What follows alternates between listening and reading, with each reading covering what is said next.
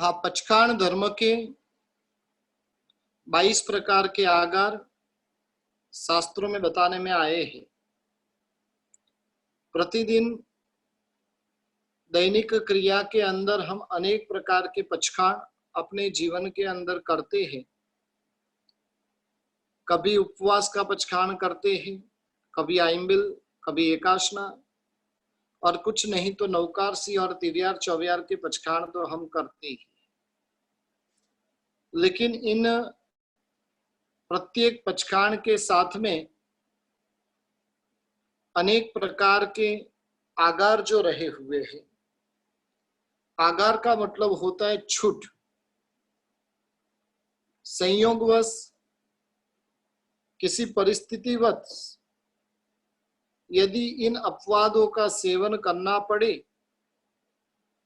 Seven करे, तो भी इन पचखाण का भंग होता नहीं है। और उसके लिए पचखाण संबंधित 22 प्रकार के आगार जो शास्त्रों में बताने में आए हैं, हम कई पचखाणों के अंदर ये आगार बोलते हैं और आज उसका स्वरूप हम जानने जा रहे हैं। सबसे पहला जो आगार है वो अनाभोगेणम आगार रहा हुआ है। उसके साथ में शब्द जुड़ा हुआ अनत्थणा भोगेणम। रियल में जो शब्द है वो अनाभोगेणम है। अन्नथ शब्द जितने भी आगार है और उन सभी आगारों के साथ में अन्नथ शब्द जुड़ा हुआ है। आभोग का अर्थ होता है जो व्रत नियम करते हैं उसका स्मरण रहना, और अनाभोग का अर्थ होता है उससे भूल जाना। कोई संजोगवशात ग्रहण किए हुए व्रत का यदि ख्याल नहीं रहता है और वैसे समय में हमारा पचखाण भंग न हो, उसके लिए यह आगार बताने में आया है। जैसे आज उपवास का पचखाण किया था, रोज उपवास करने की आदत नहीं होने के कारण उपवास का पचखाण किया, लेकिन गलती से ध्यान नहीं रहा और कच्चा पानी पीना शुरू कर दिया, मुंह के अंदर भी डाल दिया, थोड़ा बहुत पानी पेट के अंदर भी चला गया, तो ये आगार की भूमिका के अंदर है। स्मरण नहीं रहा है और जिस कारण से भूल गए और अन्य द्रव्य का जो उस पचखाण के अंदर नहीं चलते हैं, वैसे द्रव्य का यदि उपयोग किया जाता है तो पचखाण का भंग होता नहीं।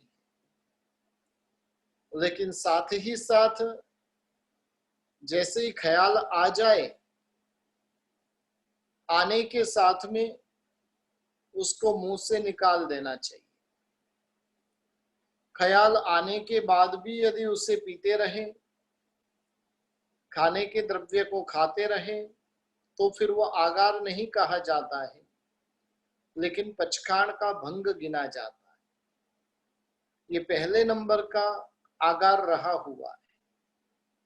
गलती से यदि ऐसा हो जाता है तो पचखाण का भंग तो होता नहीं है, लेकिन फिर भी परिणति की हमारी निर्मलता बनी हुई रहे, और जिस कारण से गुरु भगवंत के पास में जाकर उसका पचखाण ले लेना चाहिए, उसका प्रायश्चित ले लेना चाहिए।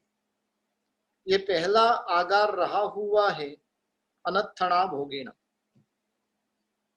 दूसरे नंबर का जो आगार है वो सहसा गारेणम आगार रहा हुआ है। सहसा का अर्थ होता अचानक ही, कुछ सोचा भी न हो और उस प्रकार की यदि घटना घटित हो जाती है तो उसे सहसा गारेणम आगार कहा जाता है। आज कुछ उपवास का पचखाण था और बहनें घर के अंदर कुछ काम कर रही थी और अचानक उसके छींटे वगैरह उड़कर मुंह में चले गए, या तो आप कहीं बाहर गए हुए थे, अचानक बारिश शुरू हो गई और बारिश के छींटे मुंह में प्रवेश कर दिए, तो वैसे समय में ये आगार रहा हुआ रहता है। काफी लोग होते हैं जो व्रत पचखान लेने के लिए तैयार नहीं होते, लेकिन जो व्रत पचखान लेते नहीं हैं उनको दोष बहुत ज्यादा लगता है। और यहाँ पर पचखान लेने के कारण ऐसे ऐसे आगार हमें मिलते हैं और उन आगारों के कारण हमारा पचखान का भंग होता नहीं। तीसरे नंबर का जो आगार रहा हुआ है वो पच्छन्न कालेनम रहा हुआ है। आकाश में बादल छाए हो, धूल वगैरह उड़ रही हो, सूर्य वगैरह पर्वत की आड़ में आ जाए और सूरज कहाँ तक ऊपर आया है वो पता न चले, वैसे समय के अंदर अनुमान के आधार पर पचखान का निर्णय किया जाता है। पूर्व के काल में इस प्रकार की घड़ी वगैरह कोई साधन नहीं होते थे कि जिस कारण से हमें पता चल सके कि क्या समय हुआ है। जो भी समय का निर्धारण करना होता था वो सूरज की गति के आधार पर उसका निर्णय होता था। यानी पुरुष जितनी छाया जब हो जाती है तो समझ लेना कि पोरसी का पचखान आया है। 60 पोरसी यानी उसकी आधी छाया हो जाए तो 60 पोरसी का पचखान आया है। और इस प्रकार से पूर्व के काल में लोग पचखान पारते थे, लेकिन अब सूरज ही नहीं दिख रहा है, आकाश मंडल में बादल छाए हुए हैं और वैसे समय के अंदर अनुमान से पचखान पाल ले रहे। नौकारसी अभी तक आई नहीं है और नौकारसी आने के पहले ही पचखान पाल लिया जाए तो भी उस पचखान का भंग होता नहीं है। लेकिन उस समय के अंदर पूर्ण रूप से सावधानी रखनी चाहिए कि जैसे ही पता चल गया है कि अभी तक पचखान नहीं आया है तो उस समय के अंदर खाना बंद कर देना चाहिए। जब पचखान आए तब पुनः पचखान पार कर फिर वापरना चाहिए। तो ये तीसरे नंबर का जो आगार रहा हुआ पच्छन्न कालेनम आगार। चौथे नंबर के अंदर जो आगार है दिशा मोहिणम आगार। कभी कभार दिशा का मोह भीतर में उत्पन्न होता है। पूर्व दिशा को पश्चिम दिशा मान लेवे, पश्चिम को पूर्व मान लेवे, और ऐसा करने से समय पूरा हुआ नहीं है और फिर भी पचखान आ गया, ऐसा मानकर पचखान पाल लेवे तो भी पचखान का भंग होता नहीं। प्रत्येक पचखान के आगारों के अंदर एक बात का ध्यान रखना है कि जब हमें स्मरण में आ जाता है तो उसके बाद तो खाना पीना सब कुछ बंद कर देना चाहिए। जब वास्तव में पचखान पूर्ण होता है और उस समय के अंदर पचखान को वापिस पालना चाहिए। तो ऐसे जो जो आगार है हर एक आगार के अंदर इस प्रकार की बात को समझ लेना चाहिए। पांचवें नंबर का जो आगार रहा हुआ है साहु वयनेणम आगार है। साधु साध्वी जी भगवंत प्रतिदिन अपने पात्र की प्रतिलेखना के लिए सुबह में पोरसी पढ़ाते हैं। सूर्योदय से 6 घड़ी के बाद में यह पोरसी पढ़ाई जाती है।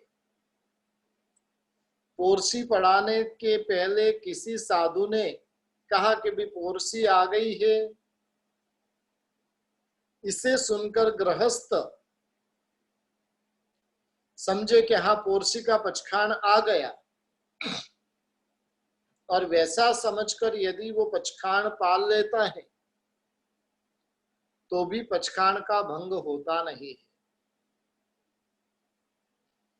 जब ये पात्रा पड़िलेहण की जो पोरसी होती है और रियल में जब पोरसी आती है तो दोनों के बीच में समय का अंतर रहा हुआ है, लेकिन समय का अंतर ध्यान में नहीं रहे और इस प्रकार से यदि पचखान पाल लेवे तो पचखान का भंग होता नहीं। उसके बाद में एक आगार दिया गया जिसका नाम है सब्व समाहि वत्यागारेण। पोरिसी आदि का पचखान किया है, पचखान ले भी लिया, लेकिन शरीर में कोई भयंकर पीड़ा उत्पन्न हो जाए और उस कारण से, उस पीड़ा के कारण से यदि आर्त ध्यान वगैरह होता हो, रौद्र ध्यान वगैरह की भूमिका तैयार होती हो, आर्त ध्यान और रौद्र ध्यान से आत्मा की दुर्गति हो जाती है और इसलिए दुर्गति से बचने के लिए यदि पचखान के पूर्व में वो पचखान पाल लेता है तो इस पचखान का भंग होता नहीं। शास्त्रों में तप की जितनी महिमा बताई है उन तप से भी अधिक महिमा समाधि की बताई है। अतः समाधि बनी रहना वो बहुत ही जरूरी है। यदि ऐसी समाधि नहीं बन रही हो तो पचखान पालने पर भी पचखान का भंग होता नहीं है। एकासना किया था लेकिन अचानक शरीर में ऐसी व्याधि आ गई, ऐसी इमरजेंसी खड़ी हो गई, अब नहीं वापरे तो जीना भी मुश्किल है और वैसे समय के अंदर एकासने का समय होने के पूर्व में भी पचखान पारे तो उस पचखान का भंग होता नहीं है। 7वें नंबर के अंदर आगार रहा हुआ है महत्तरागारेणम आगार। पचखान से होने वाली जो कर्म निर्जरा होती है और उस कर्म निर्जरा से भी कोई बड़ा ऐसा संग, शासन, जिनालय, साधु भगवंत का कोई ऐसा काम आ जाए जो अन्य कोई भी पुरुष उसे करने के लिए सक्षम न हो और वैसे समय के अंदर विशेष लाभ को पाने के लिए पोरसी आदि का पचखान आने के पूर्व में यदि पचखान पारा भी जाए तो पचखान का भंग होता नहीं। ये आगार जो है नवकारसी के पचखान में ये महत्तरागारेणम आगार होता नहीं, क्योंकि नवकारसी का समय बहुत ही अल्प समय रहा हुआ है और इसलिए पोरसी, साढ़ पोरसी, पुरीमठ, लंबे समय के जो पचखान होते हैं और उन पचखानों के अंदर ये आगार होता है। उसके बाद में 8वें नंबर के अंदर आगार रहा हुआ है जिस आगार का नाम है सागार्यागारेणम। सागार्यागारेणम आगार का अर्थ होता है साधु साध्वी जी भगवंत किसी भी गृहस्थ की उपस्थिति में आहार वापरते नहीं है। यदि समझ लो कि साधु साध्वी जी भगवंत एकाशना कर रहे हैं और अचानक उस समय में कोई गृहस्थ आ जाए, वो गृहस्थ समझ लो कि भाई थोड़ी ही समय में चले जाने वाला है तो ठीक है, तो थोड़ी देर के लिए आहार बंद कर देना चाहिए।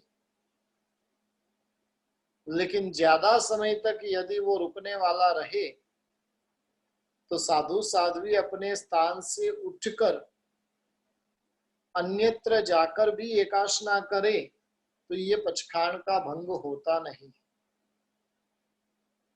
ये सागार्या गारेणम आगार रहा हुआ है। गृहस्थ भी ये आगार बोलते हैं। गृहस्थों के लिए आगार कैसी समय के अंदर होता है, तो बताया कि कोई गृहस्थ एकाशनादि तप कर रहे हैं और अचानक उस समय के अंदर कोई ऐसा व्यक्ति आ जाए जिसकी नजर बराबर नहीं हो, जिसकी नजर से भोजन पचता न हो, तो वैसे समय में अपने स्थान से उठकर अन्यत्र जाकर एकाशना आदि करे तो वो पचखाण का भंग होता नहीं। विशेष करके गृहस्थों के लिए जब एकाशना करने के लिए बैठे हैं, अचानक सांप वगैरह आ जाए, अचानक आग लग जाए, अचानक बाढ़ आ जाए, अचानक घर का गिर जाना आदि भय उपस्थित हो, तो वैसे समय के अंदर भी अन्यत्र जाकर वो आहार वापरे तो भी उसके पचखाण का भंग होता नहीं। साधु की अच्छी बुद्धि गोचरी को देखकर गृहस्थ को दुर्भाव हो सकता है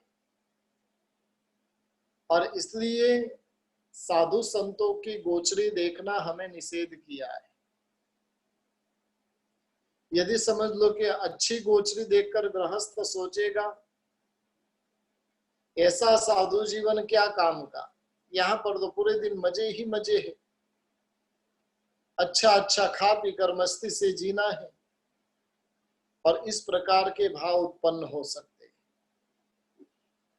रुखा सुखा देखकर उसके भीतर में यदि संयम के परिणाम हो तो संयम के परिणाम उसके गिर सकते हैं, और इसलिए साधु संत गृहस्थ की उपस्थिति में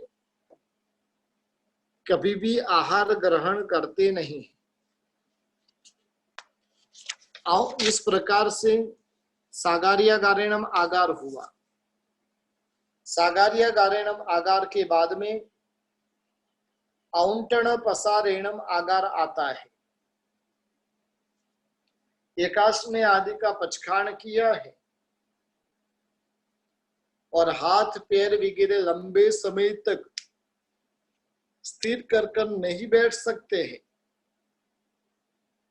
तो वैसे समय में हाथ और पैर को संकुचित करना, लंबा करना, उसकी छूट इस आगार के द्वारा प्राप्त होती है।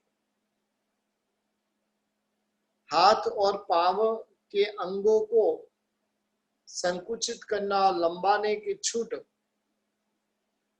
इस आगार से प्राप्त होती है।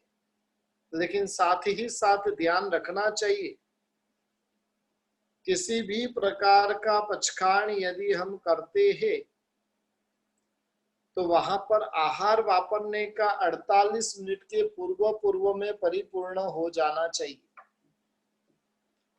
48 मिनट से यदि अधिक समय जाता है तो वहां पर समूर्छिम पंचेंद्रिय मनुष्यों की उत्पत्ति होती और असंख्य की संख्या में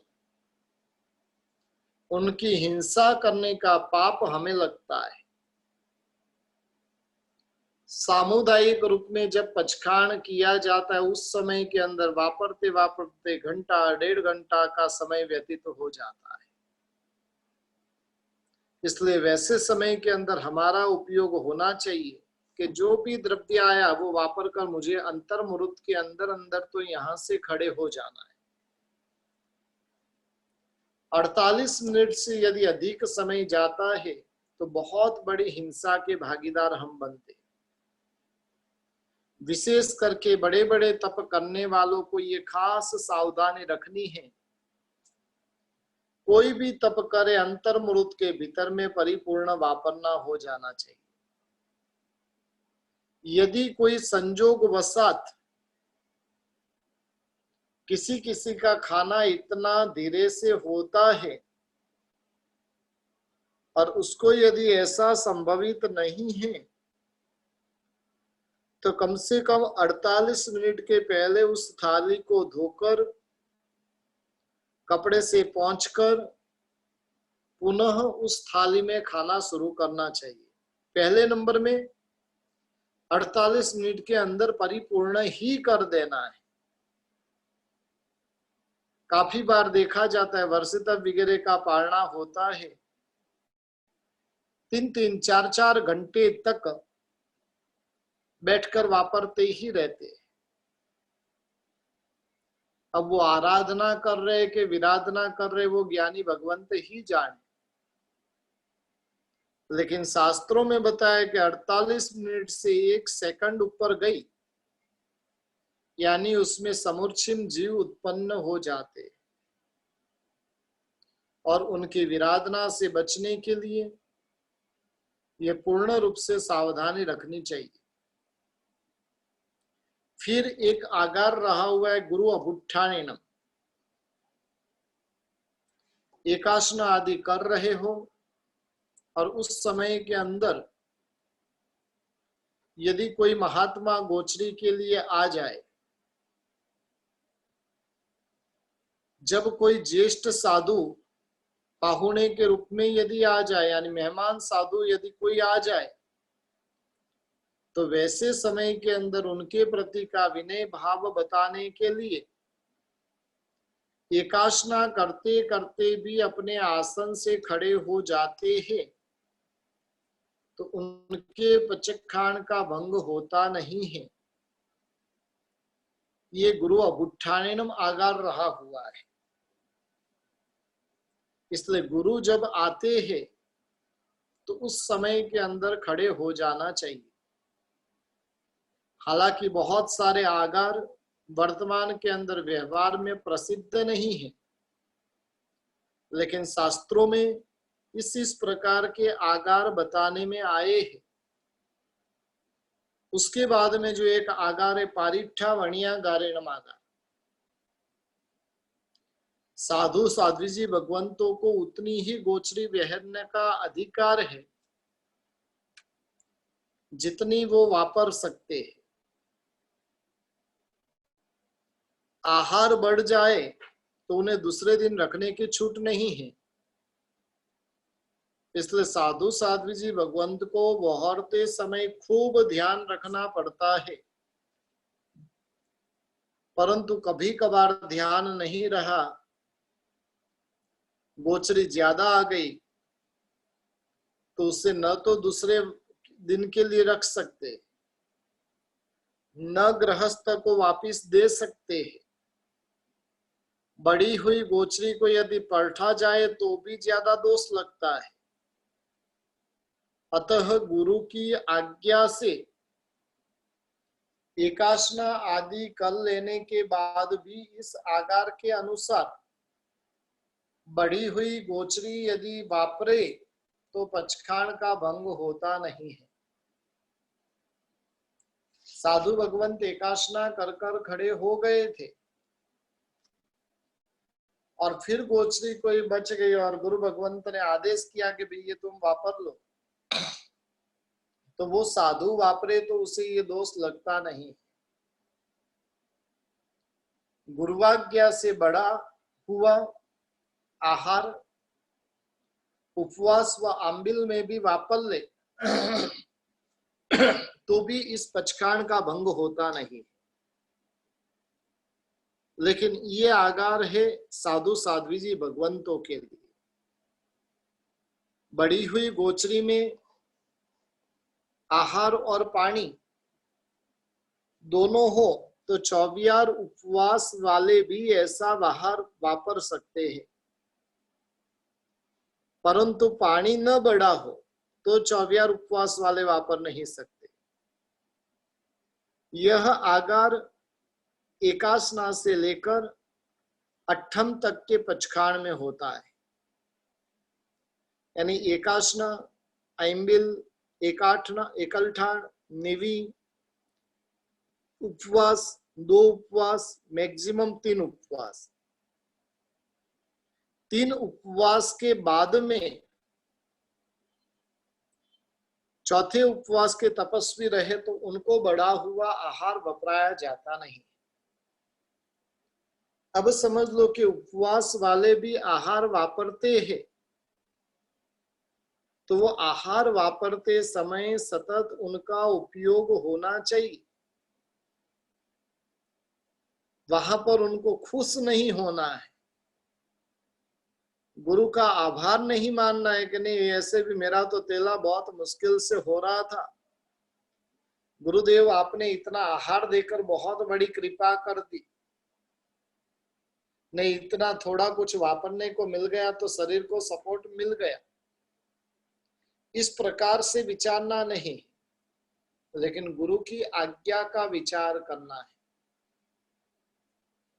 उसके बाद में चोलपट्टा गारेणम आगार होता है। ये आगार भी साधु संतों के लिए होते हैं। वस्त्र नहीं पहनने पर भी अविकारी रहने वाले ऐसे महामुनि कभी कभार चोलपट्टे का भी त्याग कर देते, और ऐसे वस्त्र के त्यागी मुनि वस्त्र रहित बैठे हो और उस समय के अंदर अचानक कोई गृहस्थ आ जाए तो खड़े होकर फटाक करके चोल पट्टा पहन लेते हैं, और चोल पट्टा पहनने पर भी उनके आगार का भंग होता नहीं है। ये चोल पट्टा गारेणम आगार रहा हुआ है। उसके बाद के जो आगार है लेवा लेवेणम आगार, ये आगार विशेष करके हम ऐम्बिल के पचखाण के अंदर बोलते हैं। लेवा लेवेणम उखित गिहत्थ संसठेणम उखित विवेकेणम पड़ुच्चमक्खियेणम, ये 4 आगार जो है वो हम ऐम्बिल के अंदर ये आगार बोलते हैं। ऐम्बिल और निवि में न कल्पे ऐसी विगई कांजी वगैरह के द्वारा लिप्त पात्र को लेप कहते हैं। हाथ आदि द्वारा साफ किए हुए पात्र को अलेप कहते हैं। पहले जिस पात्र में विगई रखी हो, चावल की गंजी वगैरह रखी हो, छाछ की कांजी वगैरह रखी हो, और बाद में उसे खाली करके निर्लेप कर दिया, फिर भी उसमें विगई के कुछ कण रह जाते, और ऐसे पात्र में आंबिल का भोजन डालकर गृहस्थ साधु संतों को वहराते हैं, और फिर भी उनके वो पचखाण का भंग होता नहीं। यानी पहले विगई से लिपा हुआ वो वस्त्र पात्र था, उसको साफ कर कर दूसरी चीज रखी, लेकिन उसकी चिंगाट तो पूर्ण रूप से गई नहीं थी, और वैसे समय के अंदर लेवा लेवेणम आगार रहा हुआ रहता है। लेवा लेवेणम के बाद में गिहत्थ संसठेणम आगार है। गृहस्थ एक वस्तु वहरा कर दूसरी वस्तु वहराता, तब हाथ में लगे पहली वस्तु के कुछ अंश दूसरी वस्तु को भी लगते हैं। मुनि महात्मा को पहली वस्तु का त्याग है, फिर भी इस प्रकार से यदि होता है तो उनके पचखाण का भंग होता नहीं। जैसे पहले घी से चुपड़ी हुई रोटी बहराई हो और फिर लुखी रोटी बहराते समय रोटी पर का थोड़ा घी हाथ को लगेगा और ऐसे हाथ को लगे हुए घी से आप आंबिल की रोटी आदि बहराते हैं, लुखी रोटी, तो भी साधु संतों के पचखाण का भंग होता नहीं है।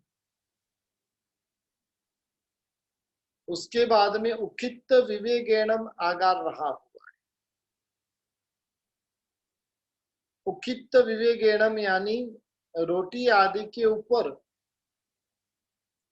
गुड़ आदि पिंड विगई रखी हो और उसको उठा लिया,